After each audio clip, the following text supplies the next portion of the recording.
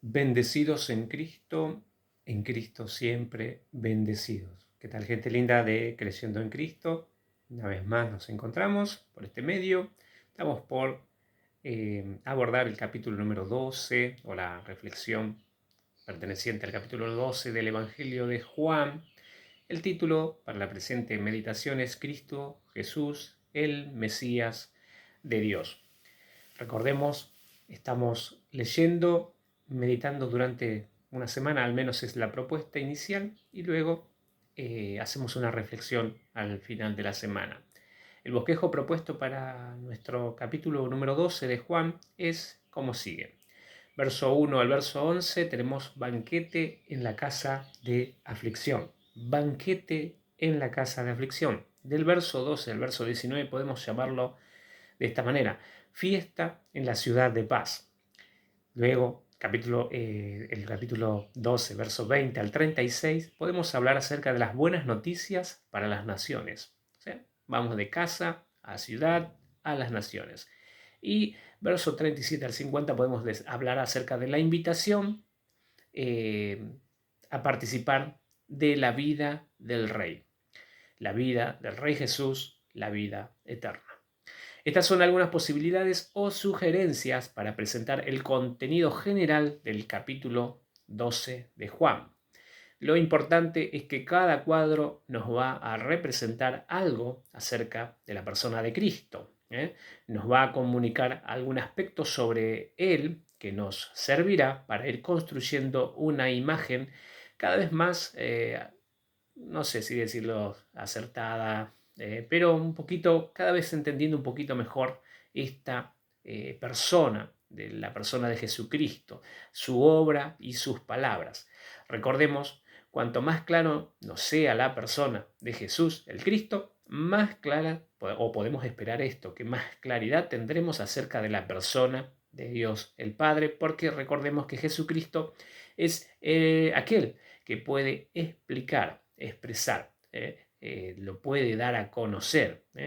¿A quién? A Dios el Padre. Lo puede interpretar y lo da a conocer al mundo, ¿no? Así lo consideramos ahí en Juan capítulo 1, verso 18. Entonces, pasemos al primer punto de nuestra meditación para el día de hoy. Banquete en la casa de aflicción. Capítulo 12 del Evangelio de Juan, verso 1 al 11. Recordemos, no leemos todo el contenido, sino más bien meditamos en lo que ya se supone que ya se ha leído.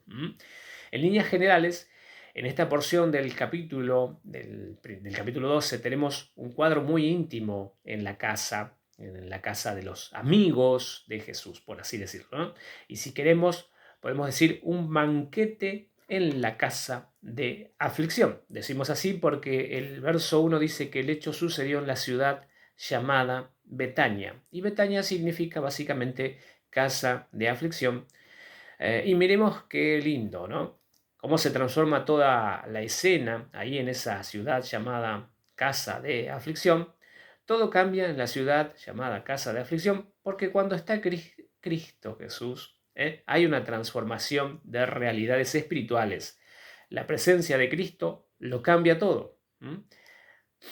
Y dentro de la ciudad que se llama casa de aflicción, ahora Jesús está dentro de una casa, en una casa particular, donde ahora hay un contexto de servicio, es lo que podemos notar, porque tenemos a una Marta agradecida que sirve a Cristo.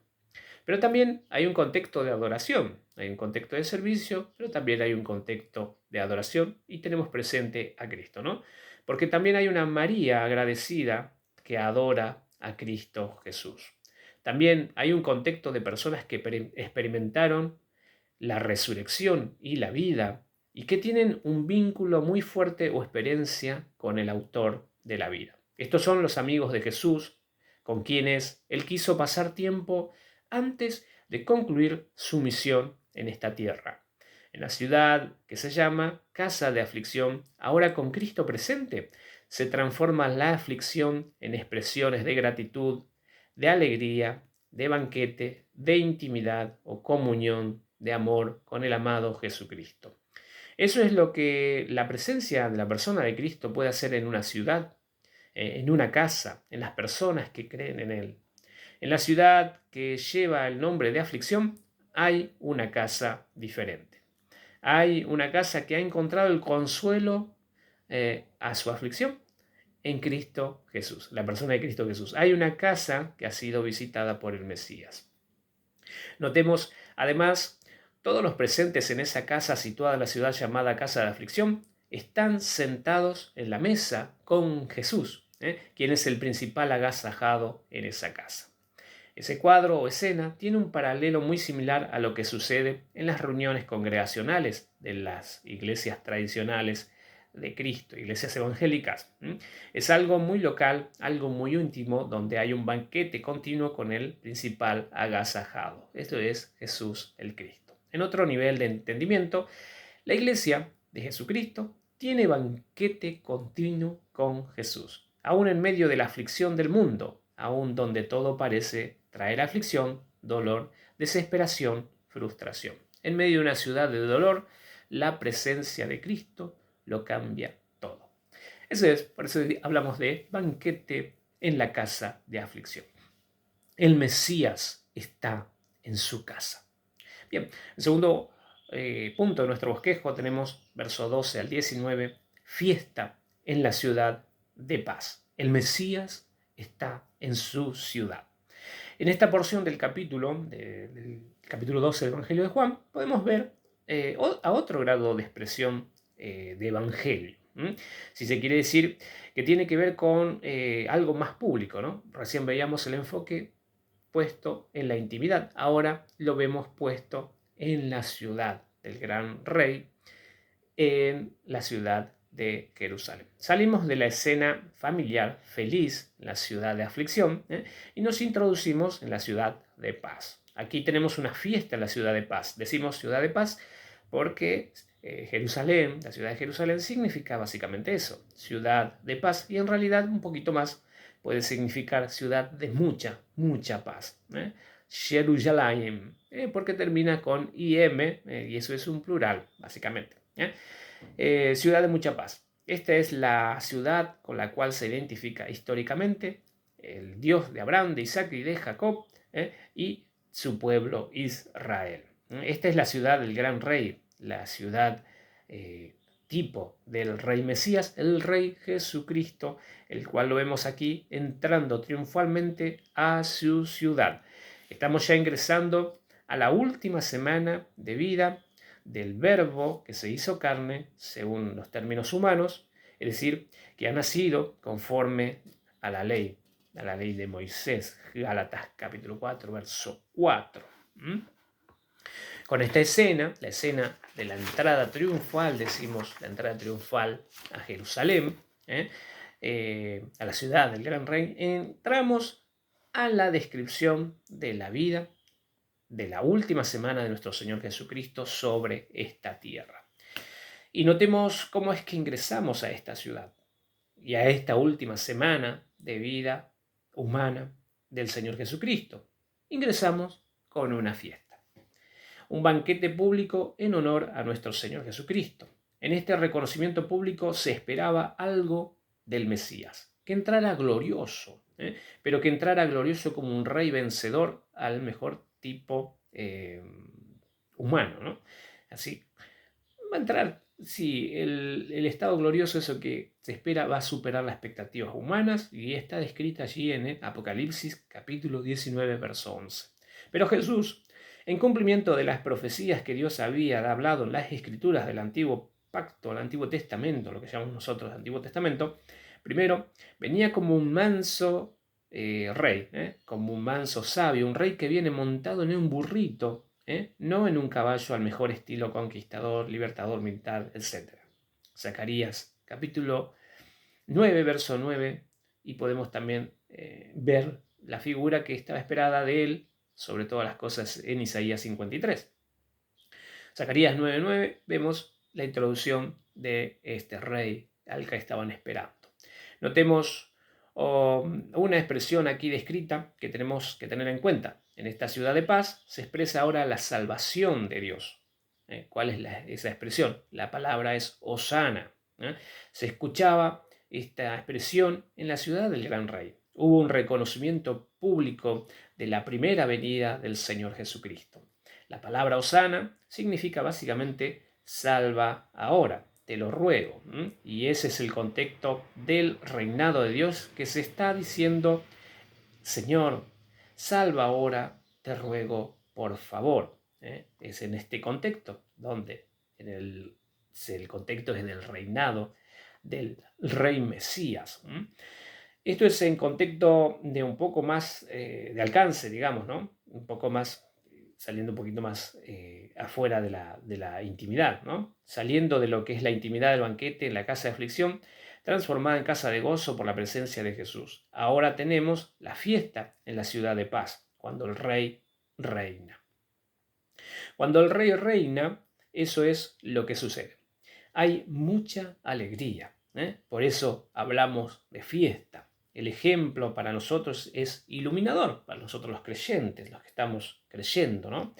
Porque podemos tomar el paralelo de la ciudad del gran rey, su ciudad, la ciudad donde él reina, la ciudad que Dios le asignó para que él ejerza su reinado, con la figura del creyente, cual ciudad preparada para el rey Jesús, que la reine, que ejerza su gobierno, su dominio. El cuerpo del creyente, por así decirlo, ¿no? Pero es todo el ser del creyente. Es como la ciudad de paz, la ciudad del gran rey, la ciudad de Jesús. Ahí, en esa ciudad, entonces, es donde ejerce su dominio y se expresa como rey al mundo, ¿no? Dios le dio a Jesús como rey a cada creyente en cada generación. Recordemos las palabras de Jesús: mi Padre que me las dio a las ovejas, ¿no? Es mayor que yo y nadie las puede arrebatar de su mano. Entonces, cuando el rey Jesús está habitando en el creyente, ¿no?, como su ciudad de gobierno, eso es lo que sucede. Hay, o debería haber, alegría, hay fiestas, hay hosanas, hay alabanzas al rey.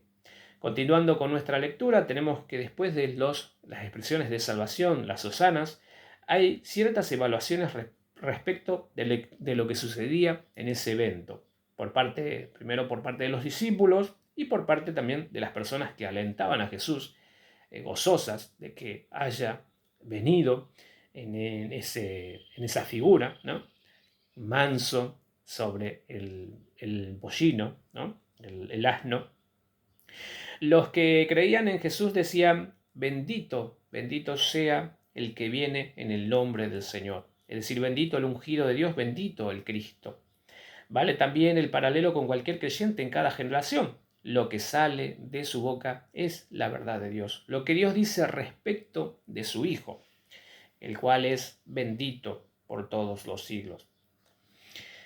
Esa es la evaluación de los que creen en Jesús. Ahora bien, contrastando la evaluación de los creyentes, tenemos también la evaluación de los que no creen.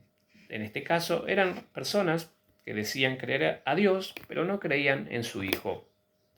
No creían en Jesucristo. Ahora bien, contrastando la evaluación de los creyentes, tenemos la evaluación de los religiosos, de los fariseos, en este caso los líderes de Israel, y su dureza en su corazón por causa de los celos que tenían para con la persona física, ¿no?, humana de Jesús, porque así era como lo podían comprender, el cual se había aparecido en aquel entonces. Muy bien, entonces tenemos el punto número 3 ya de nuestro bosquejo: buenas noticias para las naciones. Juan capítulo 12, verso 20 al 36, el Mesías está en su mundo. Esa es la buena noticia.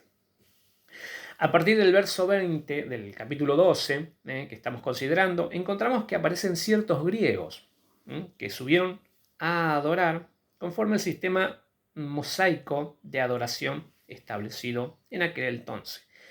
Dice el texto que había ciertos griegos que vinieron a adorar, y podemos preguntarnos por qué se hace esa distinción. Los griegos eran considerados como gentiles por los judíos, ¿no? Y ese término se refería entonces a toda persona que no era judía. Recordemos, los judíos tenían la obligación de participar en las fiestas del Señor, pero no era obligación para las personas que no eran judías.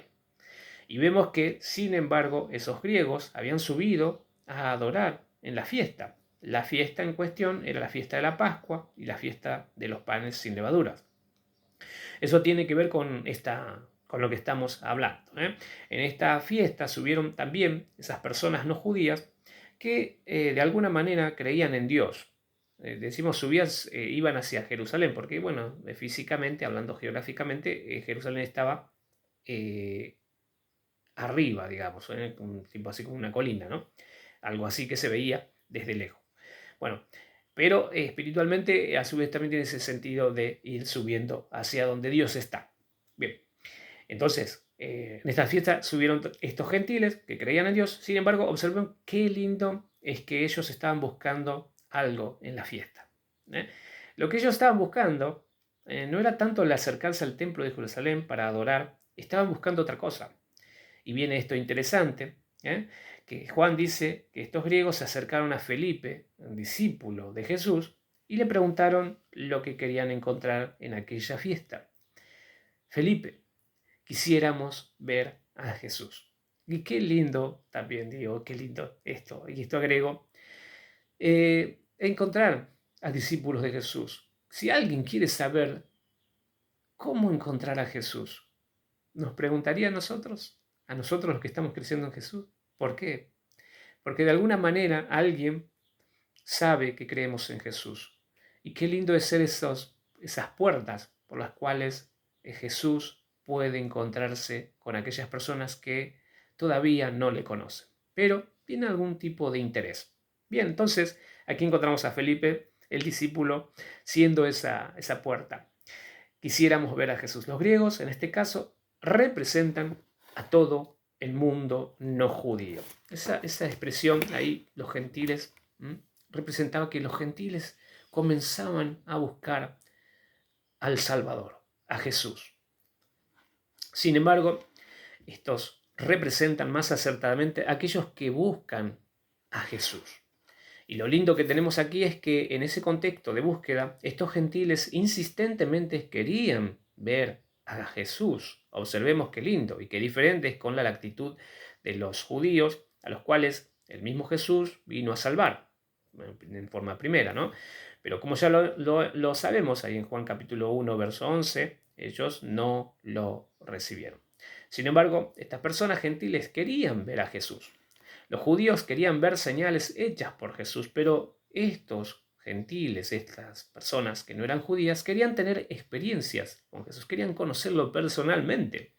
Los judíos simplemente querían tener un libertador político porque tenían unas malas concepciones respecto de la persona del Cristo, del Mesías, o al menos en su aspecto meramente humano. En esta búsqueda, por estos tres griegos que buscan a Jesús, nos encontramos con ciertas revelaciones a los propios discípulos respecto de lo que empezó a pasar en ese punto del relato del Evangelio de Juan.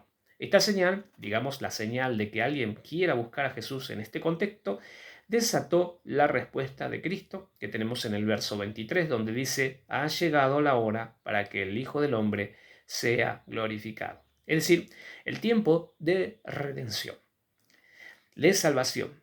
Ese tiempo había llegado a su punto de conclusión, estaba maduro el tiempo, por así decirlo.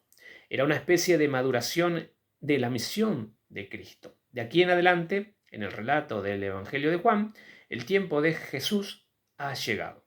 La hora de dar su vida en la cruz ha llegado, y lo veremos en cada capítulo que sigue, hasta el capítulo 18 y capítulo 19 de este Evangelio, cuando vamos a encontrar que Jesús da su vida, conforme lo viene también anunciando desde el capítulo 3, bien claramente, ¿no? Recordemos la conversación que tuvo con Nicodemos, ahí le enseñó que era necesario que el Hijo del Hombre sea también puesto arriba, así como, o de la misma manera que Moisés levantó una serpiente y la puso arriba para que todo aquel que cree en lo que estaba viendo pueda poner su esperanza en ese recurso divino que Dios había traído al mundo para salvación, para sanidad.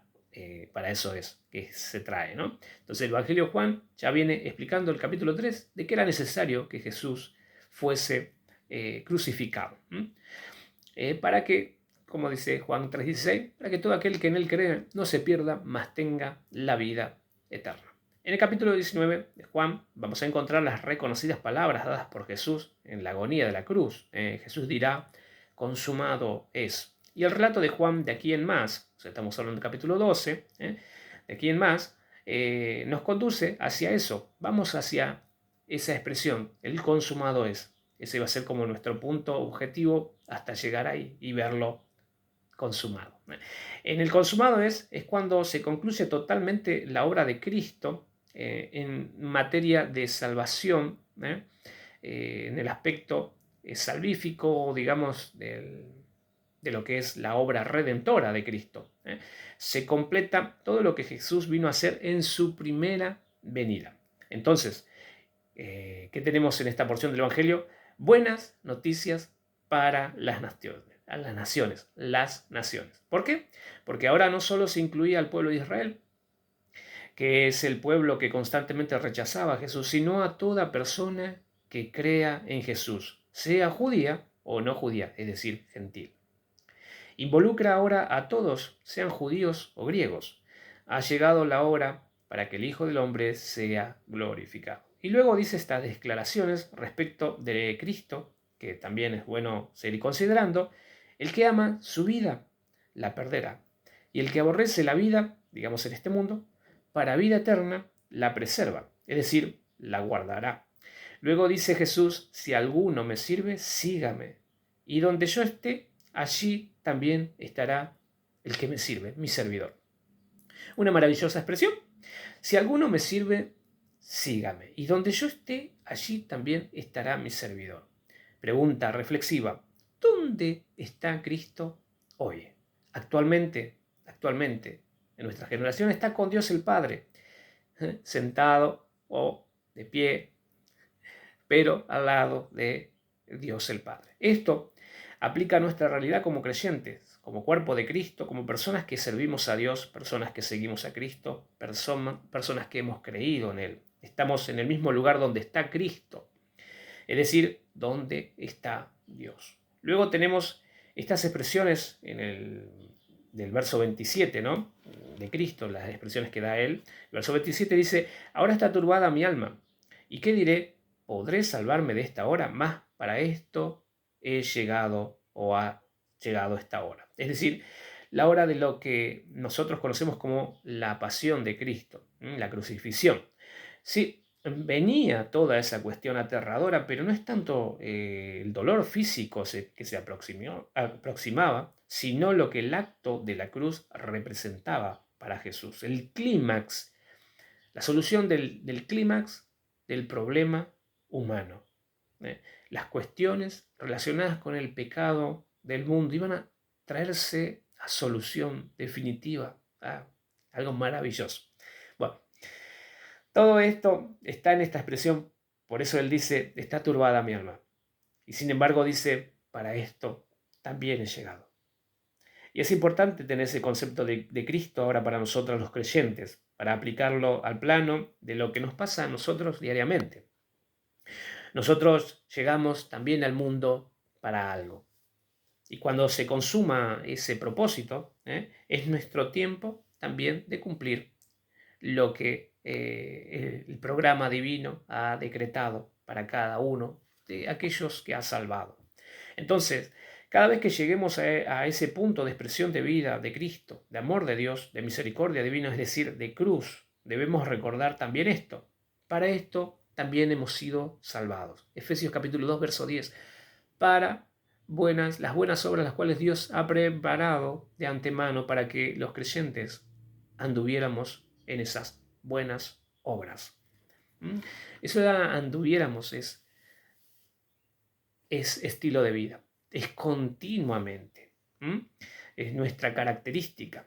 Para eso estamos en este tiempo, para eso estamos aquí puestos en la tierra. En el verso 28 dice Jesús, Padre, glorifica tu nombre, que es en realidad el deseo de Cristo y debiera ser el deseo de todo creyente. Que el nombre de nuestro Dios sea glorificado siempre por medio de nuestras vidas o por medio de la vida que vivimos en esta tierra y la cual vivimos según su voluntad, la voluntad de nuestro Dios. Eso es, entonces, en resumen, vivir para la gloria de Dios. El cuarto punto de nuestro bosquejo presentado es del verso 37 al 50, tenemos la invitación a participar de la vida del Rey Jesús. El Mesías morirá para salvar a toda la humanidad. Ahora pasemos a considerar en esta porción la invitación a participar de la vida del Rey. ¿Por qué decimos esto? Bueno, porque al fin y al cabo, ¿de qué se trata este conocer a Jesús? Como decían los griegos, queremos conocer a Jesús.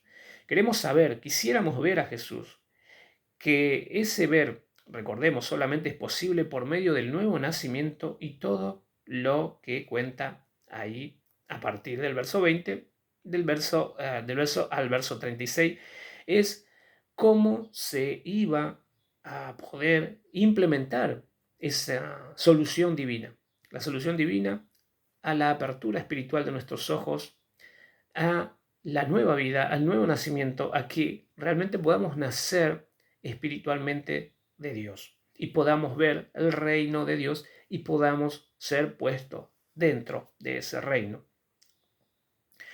Entonces, podemos preguntarnos cómo el gentil podría llegar a ver a Cristo. Deseaba verlo, pero sus ojos estaban cegados, sus ojos naturales no le servían de mucho.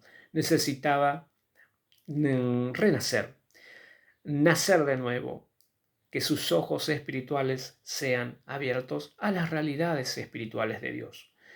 Entonces, ¿cómo podría ser posible todo esto? Por medio de la muerte y de la resurrección de nuestro Señor Jesucristo. Ahí, con ese hecho, recién podrían ser abiertos los ojos espirituales de los creyentes para poder ver a Dios. Y esas son las buenas noticias para las naciones. Desde el verso 37 al verso 50 encontramos nuevamente esta invitación del Rey Jesús. Es como quien decir la última invitación que Jesús hace en su ministerio público. Notemos que hasta lo último Jesús invitó a los judíos a creer en él, hasta ese tiempo mismo. Les invitó una y otra vez durante 3 años y medio al menos. Y en este momento final les vuelve a invitar de nuevo a creer en él. Así dice el verso 37, que a pesar de que Jesús había hecho tantas señales delante de ellos, no creían en él. Y mira, qué interesante también es esto, ¿no? No cansarnos de anunciar la verdad del Evangelio, incluso hasta el último día de nuestras vidas. Así como el Señor Jesucristo no se cansó de hablarles una y otra vez, aunque eran duros de corazón. Lo volví a repetir, lo volvía a insistir, porque es tan trascendental, tan importante la decisión de creer en Jesús, que no importa cuántas veces hayamos intentado predicar a Cristo, anunciar la verdad de Jesús. No nos cansemos en esto. Así como nuestro Señor Jesucristo hasta el último día, hasta la última semana, aquí nuevamente, insistiendo una y otra vez, extendiendo la propuesta divina de salvación, de creer en Él. Entonces, luego nos dice por qué razón no creían en Jesús los judíos, ¿no? Y esto aplica a todo ser humano. Y esto es tremendo. Dice, para que se cumpliese la palabra que Dios dio por medio del profeta Isaías, que dijo, ¿quién ha creído a nuestro anuncio? Eso ya estaba profetizado. Dios ya lo había dicho así y lo mandó a escribir en su palabra. Luego dice, ¿y a quién se ha revelado el brazo del Señor? Por esto no podían creer. Porque también dijo Isaías, cegó los ojos de ellos y endureció sus corazones para que no vean con los ojos y entiendan con el corazón y se conviertan y yo los sane o los salve. Ahí vemos la soberanía divina en esta materia de salvación. Nadie se puede salvar a sí mismo. O sea, intentando hacer la voluntad de Dios y que sume en algún tipo de cuenta imaginaria mis buenas obras, No son suficientes para lo que Dios propone como salvación, como requisito para la salvación. ¿Qué es? La perfección de Dios. Eh, Expresiones como sean santos como yo soy santo, o sean perfectos como vuestro Padre que está en los cielos es perfecto, es una expresión muy alta e imposible de imitar por el ser humano, de llegar a concluir, a practicar eso, a ese punto y a ese nivel. Por eso digo esto, ¿no? Nadie se puede salvar a sí mismo, como está acá escrito, por más que se intente. ¿Cuál es el método divino? Por la fe, y simplemente por la fe en Jesucristo y en los méritos y las obras de Cristo. Todo lo que Cristo tiene, las inescrutables riquezas de Cristo, son las únicas suficientes para que en nuestra cuenta de buenas obras, si querés decirle, abunde, para llegar a ese estándar de perfección, de santidad plena que nuestro Dios demanda. Bien, nadie puede salvarse a sí mismo. Si Dios no abre el entendimiento de las personas, no podrán saber el tiempo de su salvación. Este es el poder de Dios para salvar y también su determinación para salvar a aquellos que quiere salvar. Recordemos esto y siempre tengamos esta verdad en nuestra mente. Somos, como creyentes hablo, ¿no? Somos unos afortunados de que Dios nos haya tenido en cuenta. Yo no sé a quién más tiene en cuenta, pero al menos sí sé que Dios me abrió los ojos para que pueda creer en Jesucristo, para que podamos, los creyentes, para que podamos creer en su nombre y así tener la vida eterna. Después, en el texto, tenemos que hay personas que creyeron, pero también, pero notemos esto que dice el verso 42 y 43 de este capítulo 12 del Evangelio de Juan. Muchas de esas personas creyeron, pero no daban testimonio de que creían en Jesús. Porque dice, y es muy lamentablemente lo que dice, ¿no? Que amaban más la gloria de los hombres que la gloria de Dios. ¿Y de qué se trataba la vida de Cristo? Como veíamos recién, Cristo buscaba siempre la gloria de Dios el Padre. Padre, glorifica tu nombre. El interés de Cristo y el interés del cristiano genuino debiera ser, como el de Cristo, la gloria de Dios, no la gloria de los hombres. O sea, la aprobación de los hombres, ¿no? El interés de Cristo y el interés del cristiano genuino es la gloria de Dios, no la gloria de los hombres. Jesús dice, el que cree en mí, cree en aquel que me envió. Esto quiere decir que creer en Jesús significa creer también en Dios el Padre. Y el que logra ver a Jesús, logra ver a Dios su Padre. Recordemos la pregunta de los gentiles de los griegos. Queremos ver a Jesús. Pero para ver a Jesús primero él tenía que morir en la cruz. Por eso era necesario que muera, para que a nosotros, los creyentes, nos sean abiertos los ojos espirituales, para que no nos pase lo que les pasó a muchos de los judíos a los cuales Jesús les habló, donde dice Dios que cegó los ojos de ellos y endureció sus corazones para que no vean con los ojos y entiendan con el corazón y para que puedan convertirse, es decir, volverse a Dios y Dios los sane. Es decir, que Dios nos salve. De eso se trata el mensaje del Evangelio. Pero primero, antes de que haya salvación, Jesús necesitaba morir para poder abrir ese camino de salvación, el camino de la salvación. Por eso después el apóstol Pedro mismo dice, en ningún otro nombre hay salvación, porque no hay otro nombre dado a los hombres en quien podamos ser salvos. Luego, al final, entonces, tenemos esta expresión. Dice, el que cree en mí, cree en Dios, y el que me ve a mí, está viendo al que me envió, a Dios mismo. Entonces, al final termina nuestro Señor Jesucristo enseñándonos esto, que el Padre que lo envió a Él mismo le dijo qué cosa debía hablar y qué cosa debía decir. Me dio mandamiento de lo que he de decir y de lo que he de hablar. Esto, aplicado a nuestro diario vivir en Cristo, como creyentes, que en la palabra de Dios tenemos las respuestas para las diferentes situaciones de la vida que ahora vivimos en la fe del Hijo de Dios en Cristo Jesús. Ante el caos, sufrimiento, incertidumbre que se avecina, hablamos, los creyentes hablan, ¿no? Hablamos la palabra de Dios. Y luego dice Jesús, y sé que su mandamiento, su instrucción, su palabra es vida eterna.